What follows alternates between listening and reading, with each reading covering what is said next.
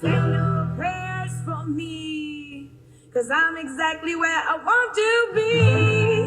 Yeah, I'm a sinner through and through, and I'll be waiting in hell for you.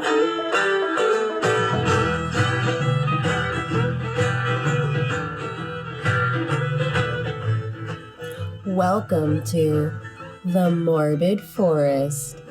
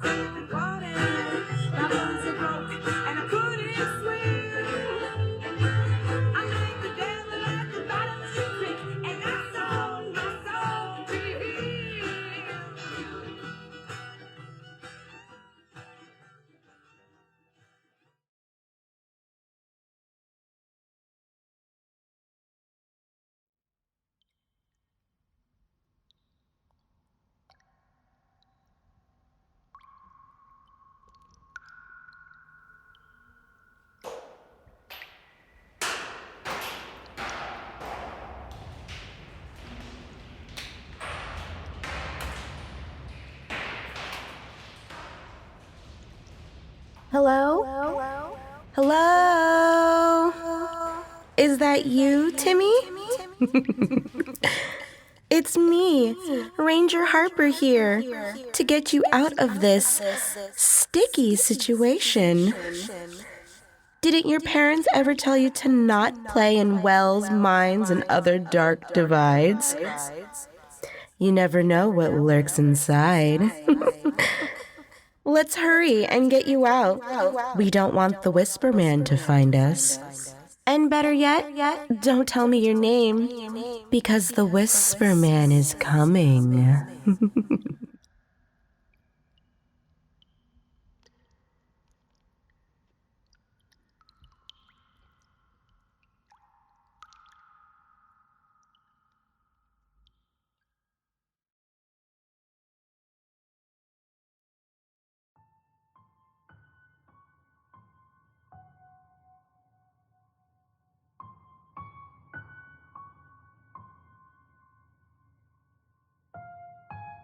Have you heard of the Whisper Man? My father said our town wasn't always the way it was. This town, the one I was born into, is a hard and bitter one. Death and decay, the foundation upon which it was built. He said when the mine man rich and the silver was easy, it was a prosperous and happy place. People would come from far and wide to settle and make this town their home. Now all that's left is sepia-frozen memories and dust-covered glory. The second generation claims the town died when the silver and other precious minerals dried up. As rapidly as people appeared, they scattered to the wind even faster once the jobs vanished, shriveling any marrow the town had for self-preservation. But that isn't the truth of it. The old ones know. They know, just as I do now, that it wasn't the job prospects. It wasn't the mine and its failure to no longer produce profits for all. It was the curse of the Whisper Man.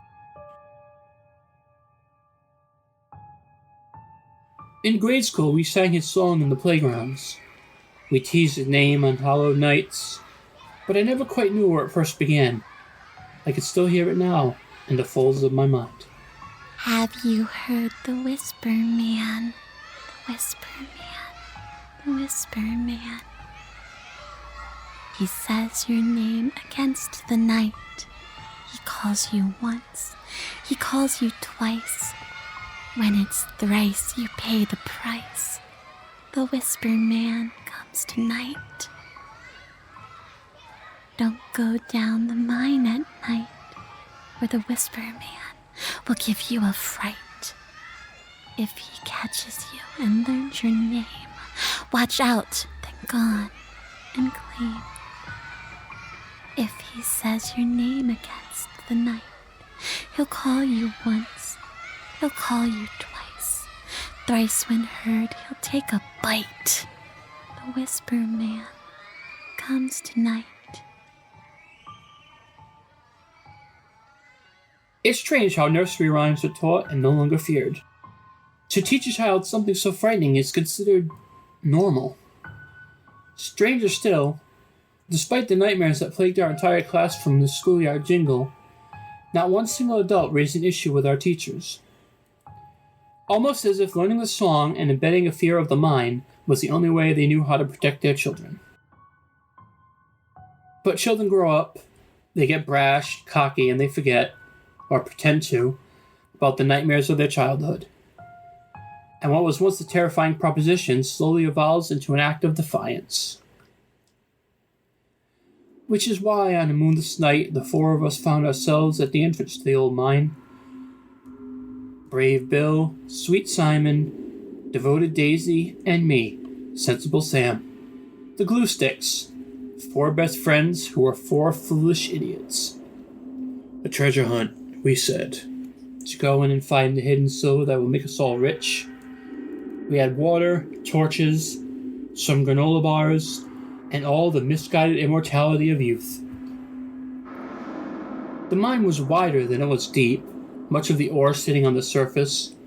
Shallow tunnels curved and snaked like a maze inside, with passageways that led to steep drop-offs where they needed to go deeper to catch a vein. The deepest shaft was a little over 2 miles down. Bill was our leader, and he took point. The plan was to go to the temporary ore storage near the deepest shaft, marked on an old map Bill had found. We estimated 3 hours to get there and back, but if we hit a tunnel collapse, we'd have to turn back. 20 minutes into the mine, and all the cheeriness we felt at the start of this adventure had turned into doubt and dread. Closed nearly 30 years, the mine was nothing like we imagined it to be. Crumbled, collapsed, or poorly maintained. No graffiti covered its walls, and the floor was completely free of the human detritus found in abandoned places. Not a single broken bottle, used condom, or dirty syringes. It looked functional and sturdy, as if it was patiently waiting for the miners to return. Guys, I don't like this. I want to go back. What's wrong? Asked Simon, concern lacing his voice. Something feels off. It's too clean. Seriously? You want to turn around because it's not dirty enough for you? Shut up, Bill. You're being an ass, I said. Doesn't matter why. If she wants to go back, we go back. Well, then turn back. But I'm not going to. I'm going to keep going and find the silver and become rich. Richer even, since I won't have to split my shares with any cowards. Bill, what's gotten into you? We stick together, remember? You're coming back with us if we turn around. Stubbornly, Bill crossed his arms and looked at the three of us in anger. No, we need that money. My mom needs that money. I'm not leaving without it, especially over something so stupid like a feeling. Simon sighed and looked at us too. He's being an idiot, but we can't leave him alone here. Daisy, it's just a bit further, okay? And then we'll go right back out. Daisy nodded at Simon hesitantly, so I reached over to hold her hand for comfort. Glue stick? I said to her, smiling. She squeezed my hand, replying with a smile. Extra sticky. When we finally reached the ore storage, it was a slightly wider chamber in front of the shaft opening.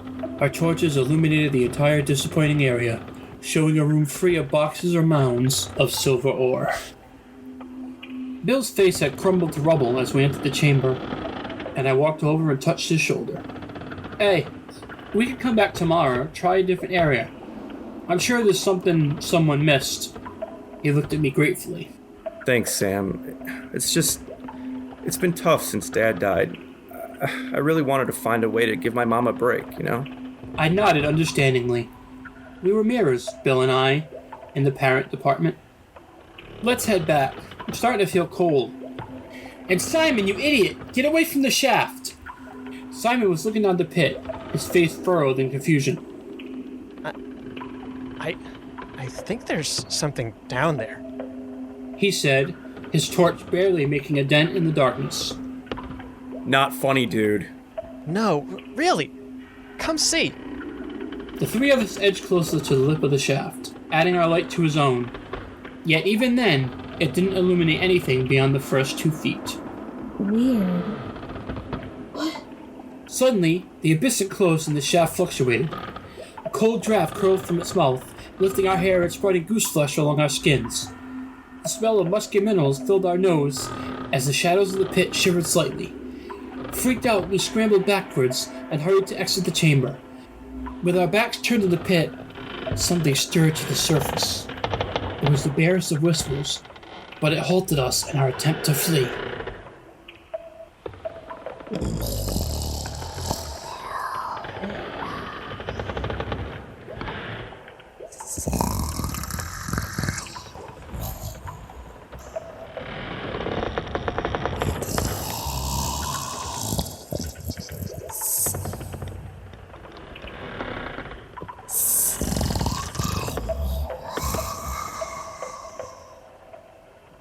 Screaming in terror, we raced from the chamber, our torches bobbing wildly as we ran back to the opening of the mine, to safety. In his haste, Simon tripped, falling hard, his torch rolling away and out of reach. Lying prone in the darkness for the fraction of time it took for us to react and reach him, we all heard.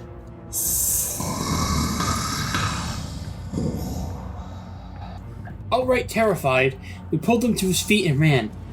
But the tunnels were a maze, and before long we already forgot the way that we came, forcing us to stop and look at Bill's map.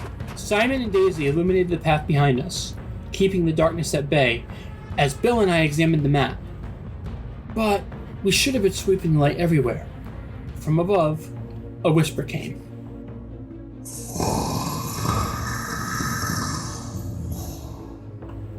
Hearing his name, Simon looked up and began screaming in horror. The shadows parted.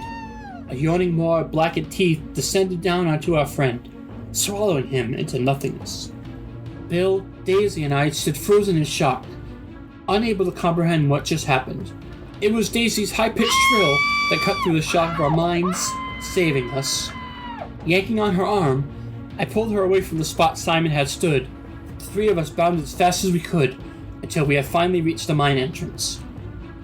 I wanted to take a moment to stop and bawl my eyes out, but Bill didn't let us. He insisted we go straight home and not look back.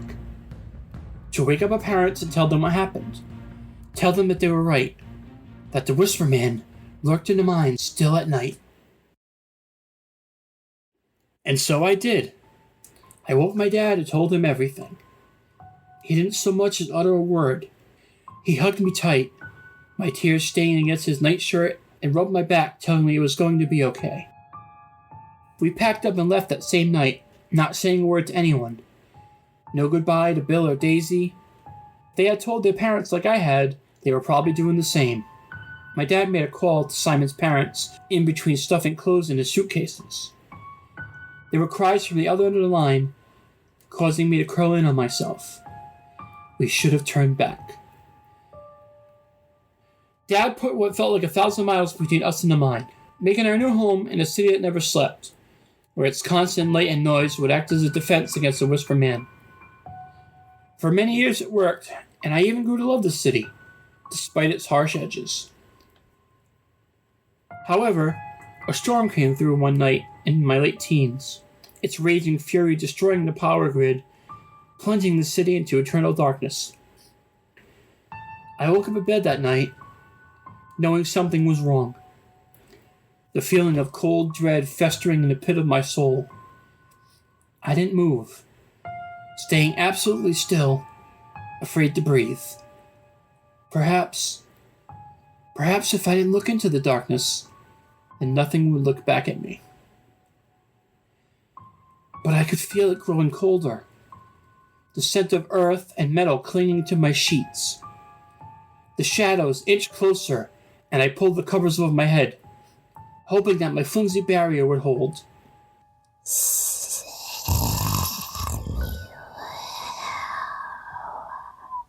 I began to scream.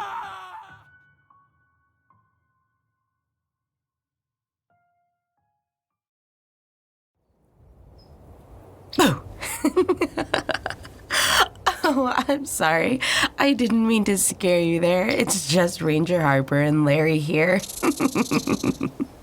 You were falling a little bit behind, and I just couldn't miss the opportunity to give you a little bit of a fright.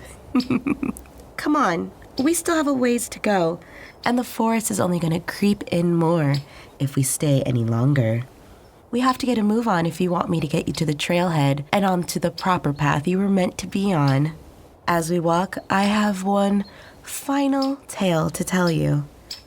And this is just a reminder that things aren't always what they seem in The Two-Headed Serpent.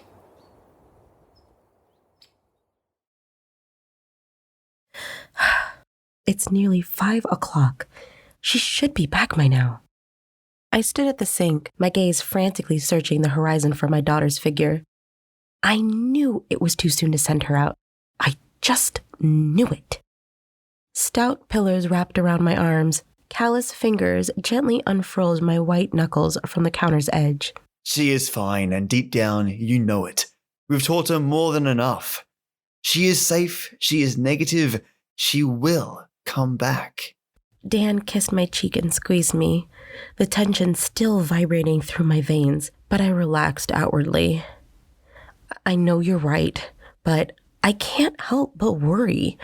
We are down to our last 5 test kits, and if she doesn't come back with what I need, I won't be able to fabricate more. Ugh, you worry too much. I gave him a look over my shoulder that said, with good reason, before wordlessly continuing my vigil. All right. Fair point. Dan laughed. I can never fathom how he was able to do that so liberally. Laughing felt erroneous.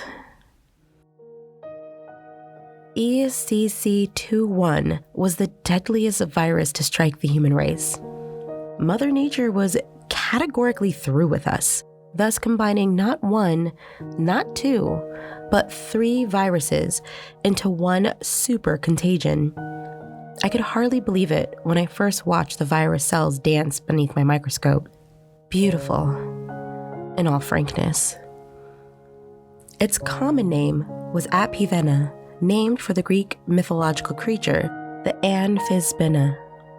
The virus had 2 heads, followed by a long serpent tail, which tend to curl in on itself, creating the illusion of eating itself. However, it ate you. The virus was highly contagious via airborne pathways, over bodily fluid contacts and sexual contact. Once it infiltrated your body, it released cancerous cells affecting your lungs, brain, and sinuses. A perfect storm virus with plans to kill us all. Once a person was infected, the symptoms blossomed to the surface within 72 hours. First, your eyes would itch. Characteristics for the time of year it struck, as most people assumed it was seasonal allergies. Then came the runny nose. Again, typical. What wasn't so typical was the bloody nose following close behind. I'm not talking about a few meager droplets, more like a torrential rain coming from your nostrils caused by a newly formed brain tumor. The deadliest Melgenus killed people on average within 18 months. This killed you within 5 to 14 days, and not business days. At the time of the outbreak, I worked at a top university laboratory as a core infectious disease scientist. My work revolved around pandemics and vaccine development, so naturally I was among the first to be called for assistance by the WHO to work on a vaccine. Lilia, our daughter, was only 5 at the time, and Dan was already accustomed to my long hours, therefore I accepted. Within a short time of the outbreak, a staggering 1 million people died from ECC-21, with 0 recovery. People were too scared to even go further than their doorstep. The world was forced to close its doors, and I relished the idea of being the one to save us from this isolating disease. The unique design of the virus allowed it to cluster in your brain. Countless nights I spent poring over piles of MRI photos on my desk, displaying both normal brains and infected ones. I scanned through hundreds of grainy image after grainy image of serpent tails twining together to form a snake's nest within a person's skull that would cause Indiana Jones himself to run screaming like a little girl. All the scans ended the same: a rupture within the brain resulting in the stroke to end all strokes. With the death toll rising, the FDA pushed our protocols through to the drug trials and we were off to the races.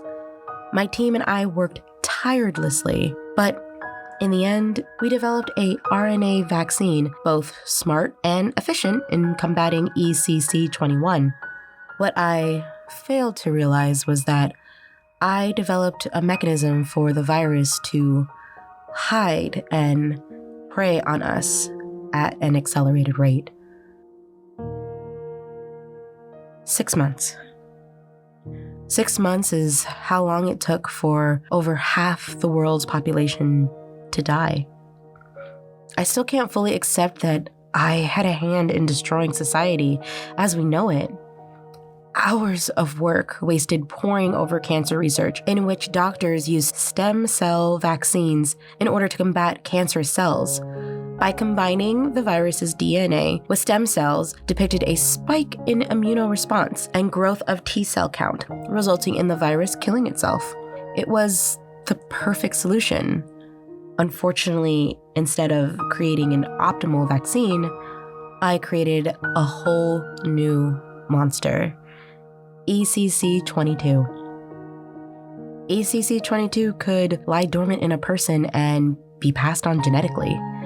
Not only did we lose the majority of the world's population, but having children was a serious risk now. If a carrier had a child with what we dubbed norms, a non-infected, the norm would be infected. That wasn't the detrimental part. The child born to the couple would be born with their tumor on the outside of their skull.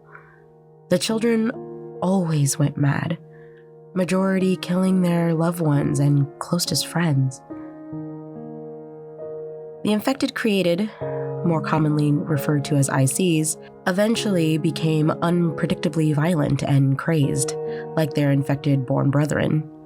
Their tumors grew congruent with their brains, making them easy to detect with their gruesome head malformities. Clusters of tumors pulsated like insectile eggs under the skin as if signaling to its host. What was worse was norms seemed to agitate ICs, as if they were jealous of their untainted life, plunging them into a manic rage. Their temperament fast-tracked them to a shoot-on-sight order to safeguard what was left of the norm population. Aside from creating a travel-size blood tester for mass production, my career in science was over. My work was plastered throughout the internet to see. With it, my unforgivable mistakes. Isolation was not only safe for the world, but it was what was safest for my family and myself. Martha, where are you going? Dan's voice called to me from the end of the hallway. I didn't turn to him, shucking my arm into my winter jacket. I'm going to find our daughter, Dan. It's been too long. I'm not just going to sit here and do nothing. Dan huffed, and I could hear the ruffle of his hair as his fingers raked through it. You need to calm down, Marty. She knows how to get home. We taught her absolutely everything she needs to survive out there. I ignored him, lacing my boots so tight my ankles bellowed in pain, but I could care less. I rose and Dan was there to meet me, my red scarf a prisoner in his baseball mitts. I tried to take it, but he held firm. Marty, look at me. My face floated to meet my husband. His eyes darted from mine for a moment before coming back. A hesitation? I gave her the 32. Are you out of your fucking mind? I screamed, yanking the scarf entirely into my hands. She barely knows how to shoot it. Oh my God. What if someone takes it from her, Dan? Did you even think of that, huh? My voice volleyballed down the hallway, shrinking my husband as he tried to save face. His expression only fortified my resolve. How dare he? Marty, listen, calm down. Don't you fucking Marty me. How dare you, Dan? Dan took a breath, trying to reach me again. Martha, she knows how to use it. I've been teaching her when you were out on runs or in the barn working. My body vibrated with anger. She was barely 16, just a baby. I'm not a violent person, but at that moment, I wanted to slap the sense back into Dan. Mom?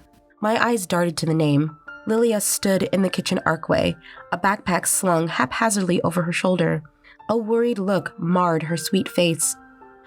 Oh, thank God, I whispered.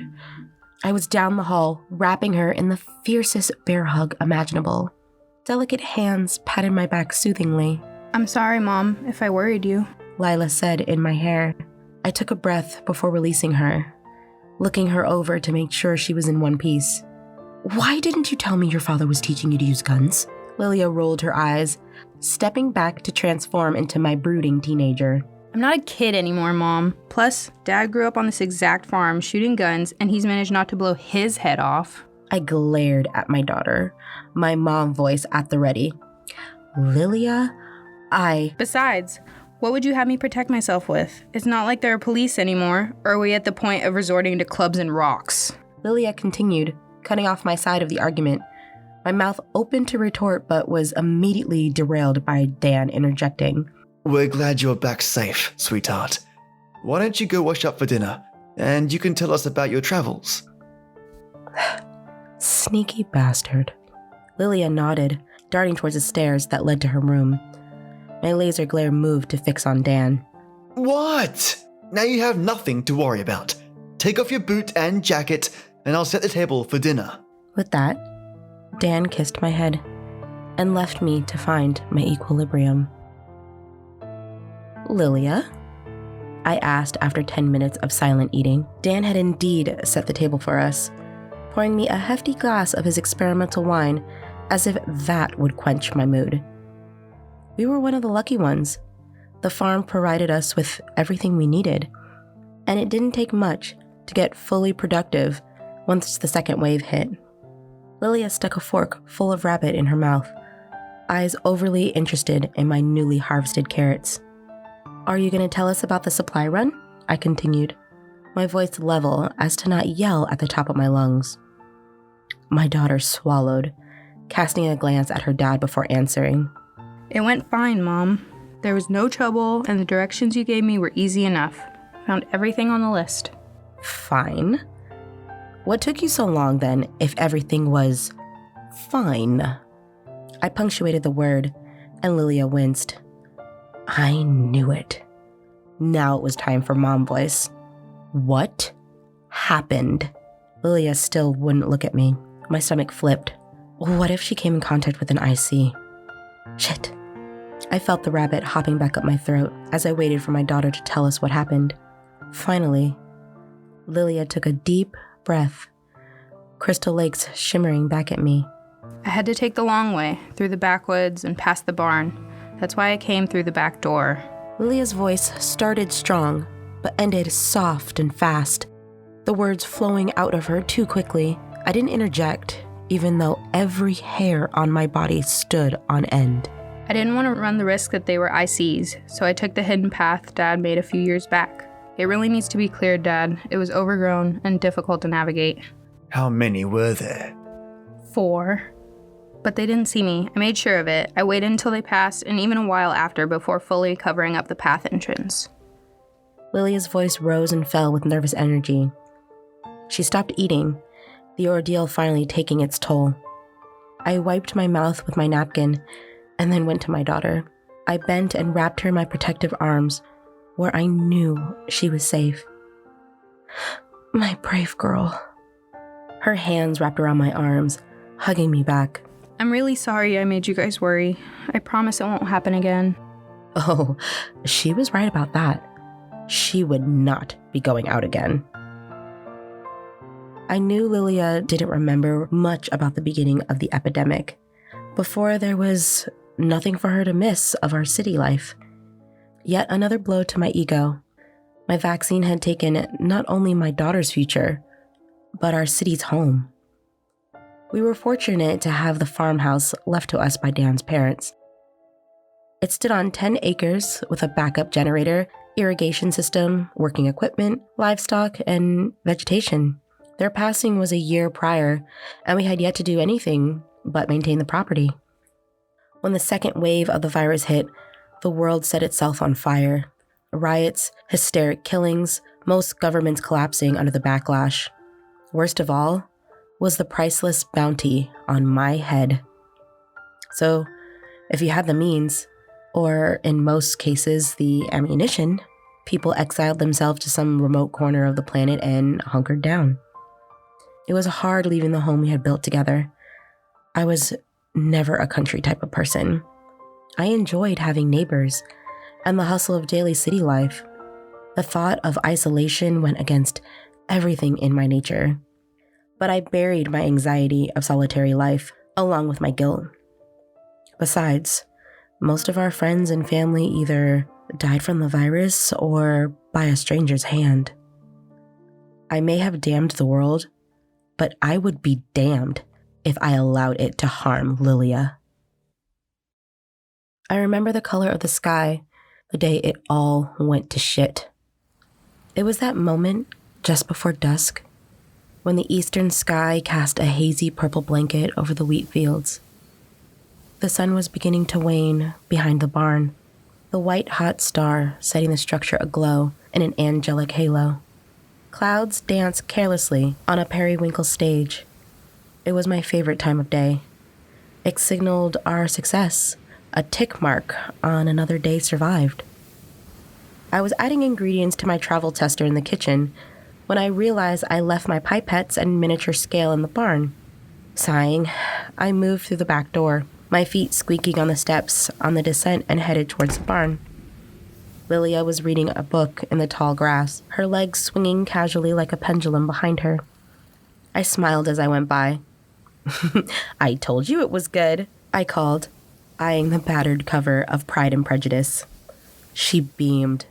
I can't believe these girls, Mom. Were women really like this once? I laughed, my stride slowing.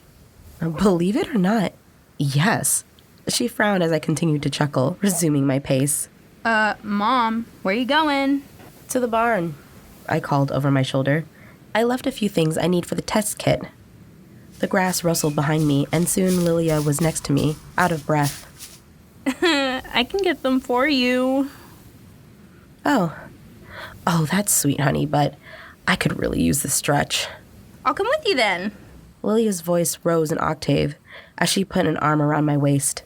I mean, Mr. Darcy isn't going anywhere. She laughed sheepishly. I looked at her then, her mouth smiling at me while her eyes darted wildly between myself and the barn. Okay, I said slowly. What gotten into her? We walked in silence, Lilia's body tensing the closer we got to the barn. Everything okay, Lilia? I asked, Mom instincts sounding the alarm. Yeah, of course. I was just thinking about what happened the other day. It's stupid. I stopped her, spitting her to me, the barn door a foot away. Oh, honey, I'm sorry if I caused you more stress. I think you really handled yourself well. I pulled my daughter into a hug. She squeezed me tight. I wish this wasn't the world you had to grow up in, I said, the words just slipping out. It was her turn to reassure me. It's okay, Mom. Really. I have everything I need here with you and Dad.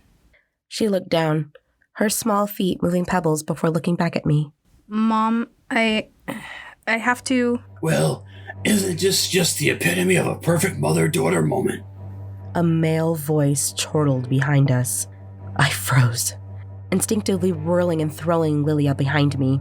A man stood before me, early 50s, grinning like the devil himself. His head was surprisingly clean-shaven, his face peppered with graying stubble. He was dressed in cargo pants, each pocket weighed down heavily with, I can only assume was ammo for the rifle slung casually over his right shoulder. He was muscular for his age, but with the life we led now, it wasn't shocking. For him to have lasted this long, he was a survivalist. However, the more pressing matter at hand was he infected? We stood, sizing each other up. Pregnant air growing hurriedly between us until I breached the silence. What do you want? It came out cleaner, and with more bravado than I expected for myself. But I needed to stay strong until Dan got here. He put his left hand up in the air, his right coming to rest over his heart. I mean you no harm, ma'am. Just traveling through. I took an involuntary step back, my hands snaking around Lilia's hip, calculating when to push her to run for the house. Your daughter there ought to be more careful. You need to teach her to be a tad more observant. Shit! My mind reeled at his words. That means he's been watching our home for a few days now. I'll ask you again, sir. What do you want? The pointed question left my lips with as much bite as I can muster. Just a wandering man, looking for some hospitality. His smile marched beetles down my spine. The sound of a shotgun cocking made us both jump. We are not a Motel 6, sir. Dan walked up beside me, shotgun pointed at the man's chest. Whoa. Wasn't implying you was. Just an old man who hopes he can rest his bones. I know times ain't what they used to be. I've been on my own for 10 years now. Takes a toll out of you. He seemed to stare off for a moment, as if the last part he was talking more to himself than to us. I eyed Dan out of my periphery. His cut to mine. His shoulders twitched up in a I don't know either gesture. Anyway, I watched you for a few days. His eyes drifted up to our barn as he continued talking. You seem like nice folks. Quiet, keep to yourself, and thankfully not ICs. He turned to grab something behind him, and Dan took a step forward. Easy now, friend. Don't worry now. Just grabbing my bag. The man turned to reveal a small green JanSport backpack. He zipped open the big bag to display a small collection of medical supplies, test ingredients, and a handful of toiletry items. I got items to trade. Marty, that was the best damn meal I've had since all this bullshit started. Bill patted his stomach, laughing to himself. He leaned back, the old chair protesting from the unfamiliar movement. She has figured out how to perfect nearly any rabbit dish. My husband beamed, the two men sharing a smile. I smiled and nodded my thanks willfully, rising from the table to begin washing the dishes. After Bill's display, he explained to us that whenever he happened across people, he watched them for a few days, got their supposed feel. He traveled alone and, from time to time, needed supplies. He traded when possible, in addition to getting some much-needed human contact. After a few more exchanges, Dan relaxed and agreed, against my better judgment, to allow him one night. Bill countered that was all he needed. You don't have to do the dishes, Marty. Dan called from the table. I waved him off. Better I use my hands productively than use them to strangle him for letting a possibly crazy man into our home. I tried to relax as suds filled the sink. Of course, we tested him before I allowed him even a foot near the farmhouse. The negative test should have put me a little more at ease, but there was something not right with Bill. Maybe it was from all his time alone that made him a tad off. Either way, the man was missing a marble. Or 5. He had the habit of trailing off, eyes darting about like a shifty weasel. It was disconcerting. On the other hand, Dan and Lilia loved him, sides bursting from his ill-mannered jokes as my discomfort gurgled. A throat cleared as gruff hands took the plate I was over-rinsing out of my hands. I know that look, Bill said, and I was caught off guard by his soft tone. I shook myself, invisible strings turning the corners of my mouth upward. Oh? What look? That one there. I know a mean mama bear when I see one.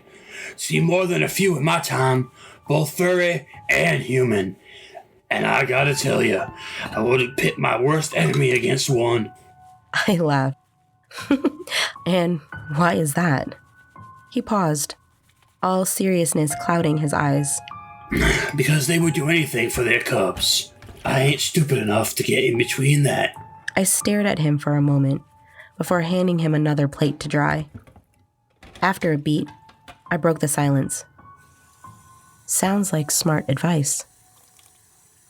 Bill belly laughed, and for the first time since he came into my home, my bones didn't jump. More like life-saving advice. I thank y'all again for the hospitality. Nice to know there are still good folks out there. We stood on the back porch drinking Dan's last batch of what Bill dubbed the best fucking hooch he's had. I can't imagine traveling like you do, Bill. Dan commented after a long sip of the clear liquor. Too many variables. It isn't all bad. Plus, I feel like I'm doing a service. Ridding the world of ICs is about the only thing that keeps me going. I wasn't surprised by Bill's words. Him being an IC hunter sort of suited him. When he told us over dinner that his wife was killed in the early days by the rampant ICs, it clicked together. I suddenly saw what I could have been if I didn't have Dan or Lilia. A nomadic life and a crazy demeanor didn't seem like such a lousy penance. Bill set his glass down, and we moved to meet him. Well, I'll leave y'all to enjoy the rest of your night. Bill set his glass down, and we moved to meet him at the back stairs. I'll come with you, and make sure you get settled, I offered.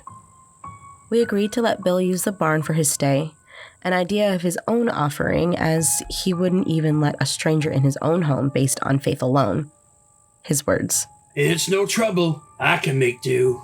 Bill said, brushing off my hospitality with a wave. Is Bill leaving? Lilia's sleepy voice asked behind me. I turned to smile at my daughter. She had fallen asleep in her chair as we talked. Her eyelids blinked rapidly as she tried to wake up. Just walking Bill out to the barn. Go upstairs and hit the hay, kiddo, I said, turning back to escort Bill to the barn. He's staying in the barn? My daughter's shriek caused the three of us to jump. Dan looked at Lilia quizzically. Yes. Do you have a problem with that, Lilia? Lilia's eyes darted frantically between us and the barn. Oh, no, of course not. Just surprised is all. Like, come on, Mom. We have a spare bed. He can sleep in the house. I frowned at her, but Bill snapped my response clean off. It's no trouble. Mom. Lilia's insistent tone made me gawk at her. Lilia, I countered, tone matching hers. What is with you and the barn? Nothing. Gosh. Just thought we could do better for our first guest in, I don't know, 1,000,000 years. I rolled my eyes at the teenager logic. It was Bill's idea, honey, and it's best. I put no room in my voice for argument, but I could see it all over my daughter's face that it did not deter her. Now, if it's all right with you, I'm going to go help Bill get settled. I turned, leaving Lilia and heading in the direction of the barn. Dan fell in step behind us. I'll make sure the generator is running for you. It gets a little cold in there, and you'll have some light too, if you need to get up for any reason. We walked in comfortable silence for a beat before the sound of thrashing grass greeted us. I glanced over my shoulder to see Lilia jogging up behind us.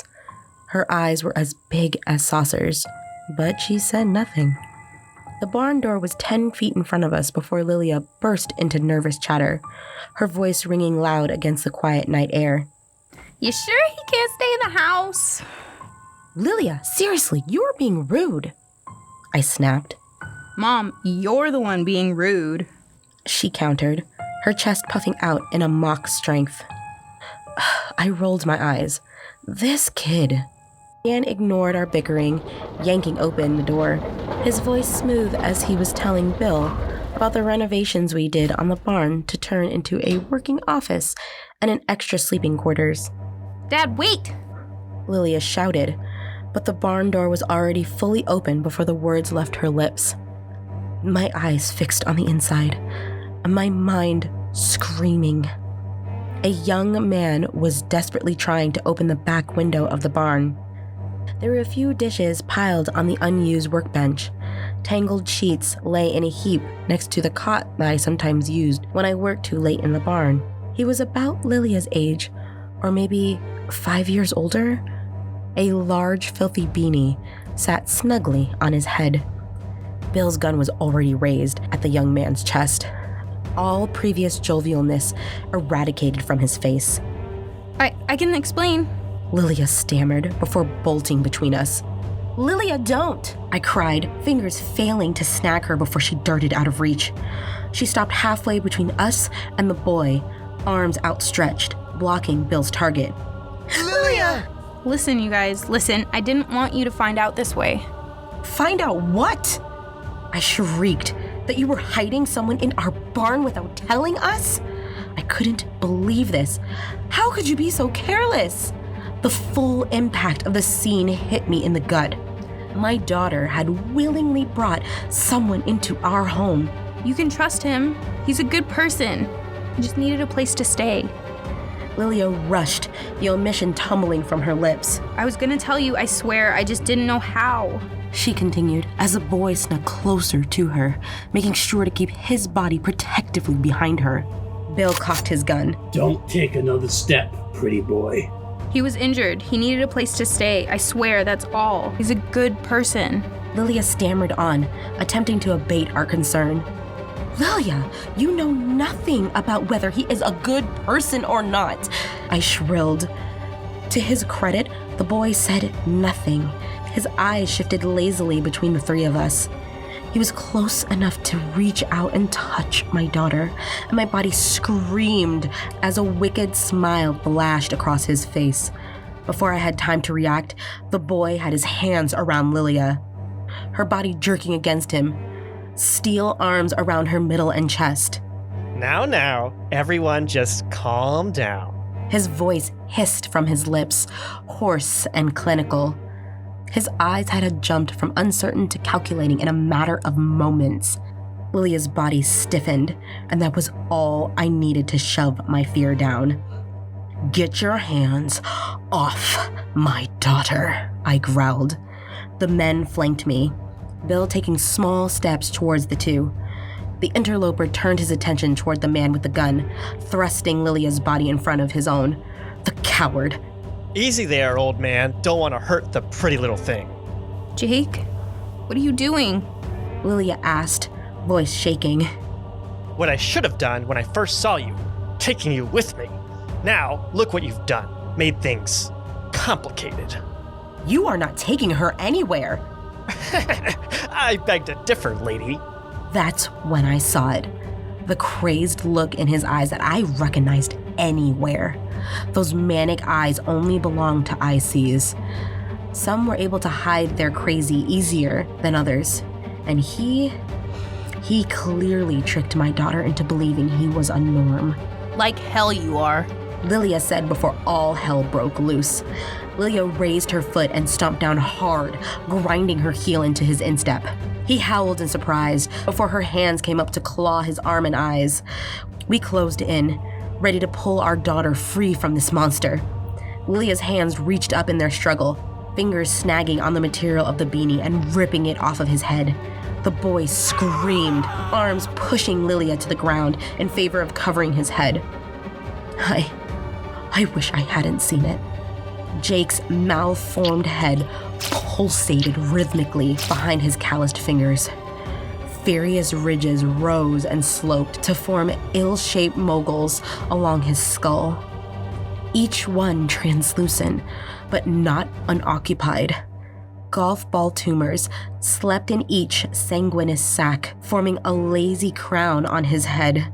A few had popped, oozing yellowish rust-colored fluid down the side of his face, the odor wafting to my nose, and I nearly halted in my progress to Lilia, my stomach wanting to kick up the rabbit. You bitch! Jake screamed before lunging towards Lilia. Lilia screamed at the sight of him, but was cut off by Bill's rifle. He managed 2 shots to the chest, blood spraying my workbench and pipettes. The final shot rang out past my ear, lodging itself into one of the tumor sacs. Putrid, pustulous fluid rained chunks of gore and excrement down on Lilia, her eyes wild with terror as Jake's lifeless body hit the hay-covered floor. I fell to the ground next to Lilia, hands moving as fast as I could to wipe away the carnage from her eyes. It's gonna be okay, baby. It's gonna be okay. It's gonna be okay. It's going to be okay. It's going to be okay. Bill helped Dan burn the body, as Lilia told me the story of how she met Jake on her supply trip. He had seemed friendly enough, promising her he was a norm and just needed a place to stay. Can I fault a teenage girl for falling for the first boy and, well, person she's ever seen? So she hid him in the barn, waiting for the right time to tell us. I wanted to be furious with her, but I think the ordeal was traumatizing enough. Bill, true to his word, only stayed one night before moving on. The morning after the incident, I walked out to the barn, 2 cups of coffee in hand. Bill was already packing up when I entered the barn, and he took the coffee graciously. We sipped in silence for a few moments, and a small twinkle of sadness buzzed through my mind at the thought of Bill leaving. "Thank you," I said, feeling awkward at finally breaking the comfortable silence. "For coming along when you did. I don't know what we would have done if you hadn't been there last night." My eyes floated to the now dried blood splattered on the barn floor. This was going to be difficult to descale. Oh, I don't know if you want to thank me just yet, Martha. Although I suppose, as luck would have it, you and your family have set me free in a way. My brow furrowed, and he continued, as if my face had asked the question for me. I knew who you were before I interrupted you yesterday. Been searching for you could say. My body went numb, the warm caffeinated drink no longer bringing me relief. It was by chance that the boy was here, really. I wasn't lying when I said I was hunting ICs, but I suppose I wasn't honest neither on account of, well, I was hunting you as well. I felt my throat closing, as if his hands were coiled around my neck. Bill downed the last of his coffee and stared into the mug a moment, as if communing with it. I wanted to run, but his trusty shotgun was resting just within his reach. I already knew what he could do with it. Would running really save me? Finally, he looked at me, eyes shimmering with contentment. But I suppose you got what you deserved last night. Don't worry, I don't plan on killing Lila for what she is now. Like I said, you got what you deserved, and that's enough for me. I didn't answer. There was no need. He was right. As I watched Bill saunter back into the woods which he came, the guilt I had so meticulously packed away began to snowball through my mind. The avalanche of disgrace fell on my chest, nearly sagging me to my knees. Last night was only a reminder that I caused this mess with my hubris. Yet, it was the same hubris digging to the surface now, as I closed the barn door and began working on a cure.